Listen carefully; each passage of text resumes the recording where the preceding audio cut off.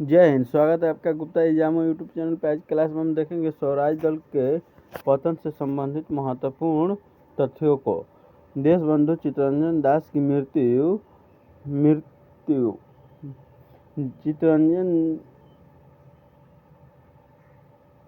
चित्तरंजन दास महान देशभक्त थे, इसीलिए उन्हें देशबंधु नाम दिया गया। 1950 ईस्वी में उनकी मृत्यु हो गई, जिससे स्वराज दल का संगठन कमजोर पड़ गया। विशेषकर बंगाल में इस पार्टी की स्थिति अत्यंत शिथिल पड़ गई। सहयोग की नीति।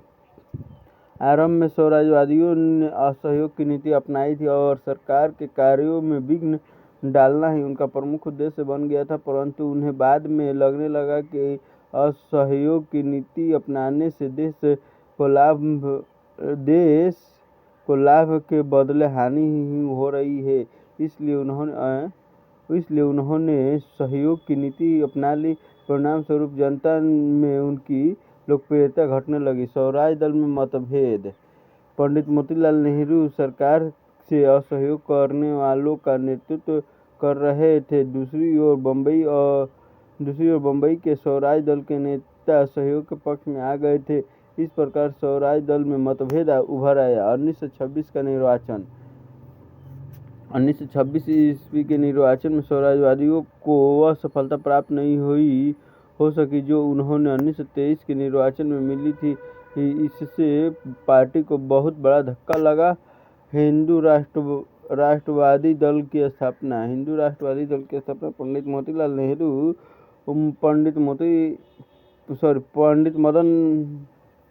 पंडित मदन मोहन मालवीय और लाला लाजपत राय की धारणा यह थी कि स्वराजवादियों की अड़ंगा नीति से हिंदुओं को हानि होगी और मुसलमानों को लाभ होगा।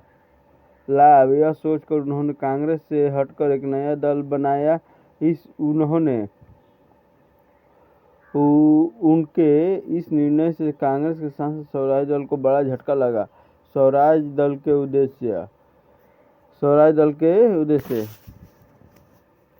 स्वराज दल का मूल उद्देश्य था स्वराज प्राप्त करना। गांधीवादियों का भी यही उद्देश्य था, लेकिन दोनों में स्वराज प्राप्ति के साधनों में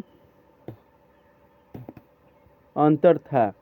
स्वराजवादी गांधी जी के असहयोग आंदोलन में विश्वास नहीं करते थे। उनका कहना था कि असहयोग की नीति को अपनाया जाए, लेकिन काउंसिल में प्रवेश कर क्रियान्वित किया जाए। अर्थात स्वराजवादियों का लक्ष्य काउंसिल में प्रवेश कर सरकार के कार्यों में अड़ंगा लगाना और अंदर से उन्हें नष्ट करना था। स्वराजवादियों के उद्देश्यों को संक्षेप में निम्नलिखित रूप से रखा जा सकता है। भारत के लिए स्वराज प्राप्ति, उस पार्टी का अंत करना जो अंग्रेजी सत्ता के अधीन भारत में विद्यमान थी, काउंसिल में प्रवेश कर असहयोग के कार्यक्रम को अपनाना और असहयोग आंदोलन को सफल बनाना, सरकार के नीतियों का घोर विरोध कर उसके कार्यों में अड़ंगा लगाना, जिससे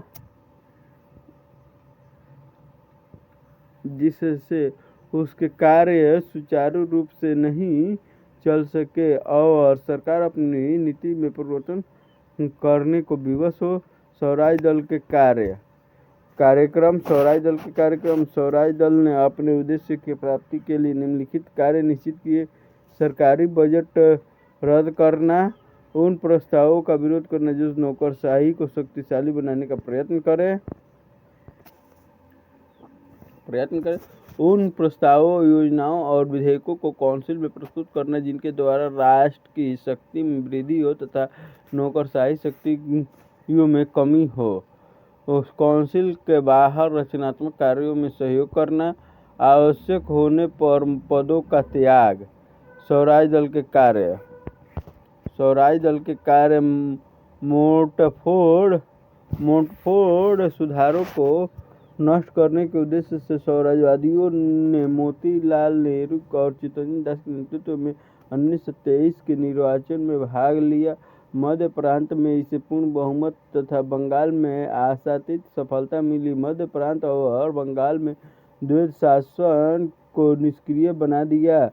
इन प्रांतों में मंत्रिमंडल का निर्माण असंभव हो गया, क्योंकि स्वराज दल जिसे स्पष्ट बहुमत प्राप्त था, न तो स्वयं सरकार का निर्माण करना चाहता था और न दूसरे दलों को मंत्रिमंडल का निर्माण करने देना चाहता था। केंद्रीय विधानसभा में स्वराजवादियों को 145 में से केवल 45 स्थान प्राप्त हुए। फिर भी कुछ निर्दलीय सदस्यों की सहायता से उन्हें सरकार का डटकर मुकाबला किया। ऐसा मौका भी आया जब उन्होंने सरकार को पराजित किया। 1925 में वे विट्ठल भाई पटेल को केंद्रीय विधायिका का अध्यक्ष निर्वाचित करवाने में सफल रहे। उन्होंने कई बार असेंबली में वॉकआउट किया और सरकार की प्रतिष्ठा को धक्का पहुंचाया।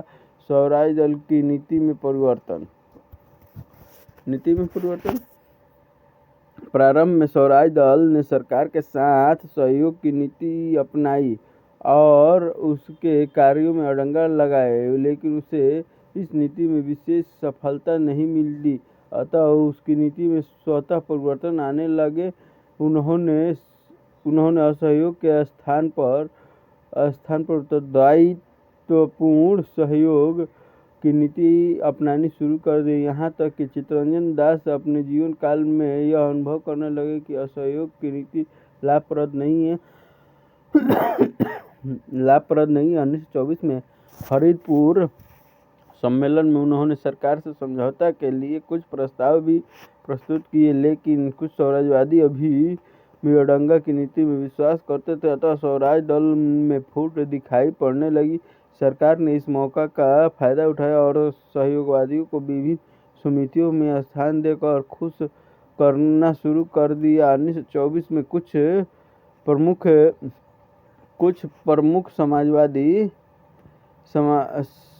प्रमुख स्वराजवादियों को इस्पात सुरक्षा समिति में स्थान दिया। 1925 में मोतीलाल नेहरू ने इसकी समिति सदस्यता स्वीकार कर ली और विट्ठल भाई पटेल केंद्रीय व्यवस्थापिका के अध्यक्ष चुने गए।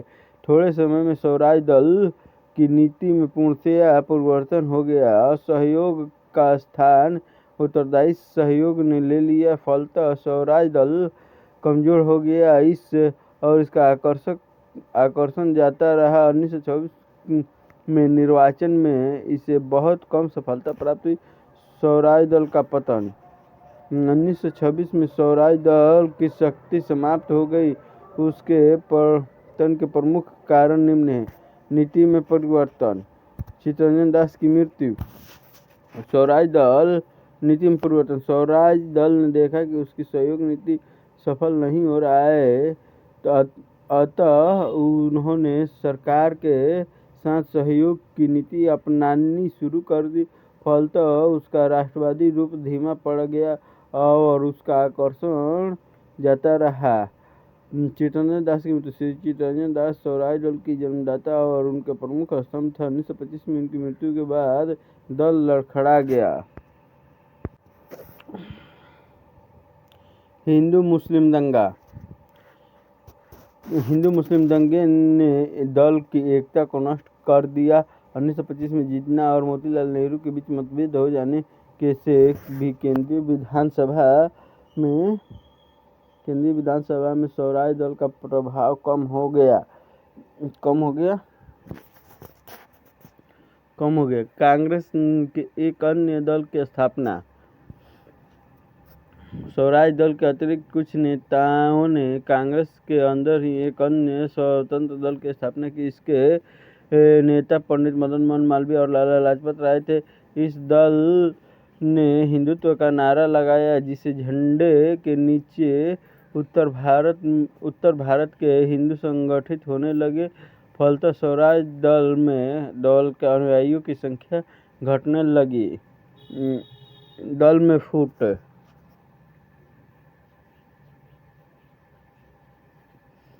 फूट। आपसी मतभेद के कारण स्वराज दल में फूट पड़ गई। कुछ स्वराज्यवादी नीति में परिवर्तन और सरकार के साथ सहयोग के पक्ष में थे, जबकि कुछ असहयोग की मौलिक नीति पर डटे रहना चाहते थे। फरीदपुर सम्मेलन में स्वराज्यवादियों की आपसी फूट स्पष्ट रूप से दृष्टिगोचर होने लगी। स्वराज दल के कार्यों का महत्व। स्वराज्यवादियों के कार्यों की तीखी आलोचना की जाती है।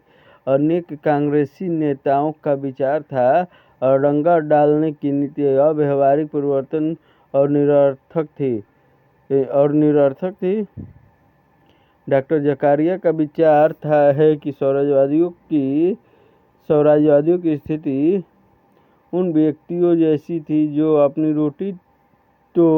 रोटी को रखना भी चाहते हैं और खाना भी। स्वराज दल अपने उद्देश्यों में आंशिक सफलता ही प्राप्त कर सका।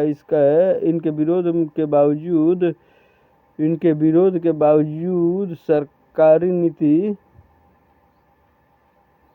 नीतियों में परिवर्तन नहीं हो सका।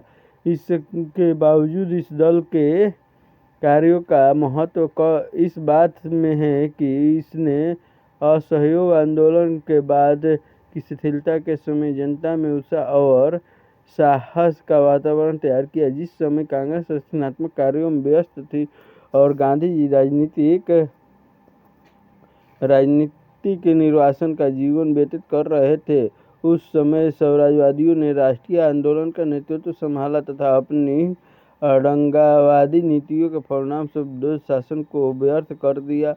साइमन कमीशन ने भी यह स्वीकार किया था कि उस समय स्वराज दल ही एक सुसंगठित और अनुशासित दल था, जिसके पास एक सुनिश्चित कार्यक्रम था। संक्षेप में, स्वराज दल ने भारतीय राष्ट्रीय आंदोलन के अंधकारपूर्ण समय में आशा की किरण प्रज्वलित की और जनता में उत्साह और नवीन जीवन का संचार किया।